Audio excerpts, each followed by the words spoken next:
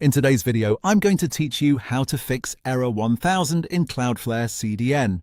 If you're seeing Cloudflare error 1000 with the message that your DNS points to a prohibited IP, the good news is that this is usually a very specific and fixable configuration issue. In simple terms, this error happens when your domain's DNS records are pointing to a Cloudflare IP address instead of pointing to your actual website server, also called your origin server.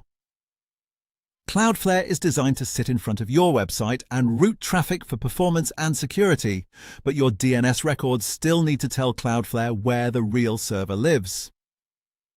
If an A record or an port A record is mistakenly set to a Cloudflare IP, Cloudflare blocks that setup and returns error 1000.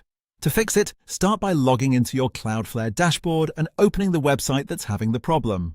Once you're inside that site's settings, go to the DNS tab. This is where all of your DNS records are listed, including the records that control where your domain and subdomains point. Now carefully review the A records and sub-A records you have configured. These are the records used for IPv4 and IPv6 addresses.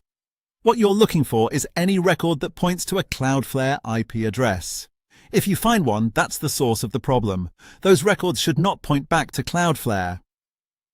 Instead, they need to point to the real IP address of your origin web server, the server where your site is actually hosted. Replace any incorrect A or APA record that points to a Cloudflare IP with the correct IP address for your origin server. Be careful here because entering the wrong server IP can make your site unreachable. If you're not sure what your origin IP is, you'll need to verify it from your hosting provider or server panel before saving changes. After updating the records, save the changes in Cloudflare. DNS updates in Cloudflare are often very fast, but in some cases it may still take a short while for everything to refresh completely. Once that happens, test your website again and the error 1000 message should be resolved.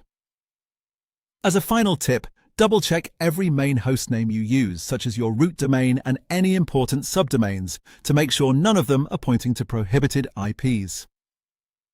In most cases, correcting those misdirected DNS entries is all it takes to get your site working normally again.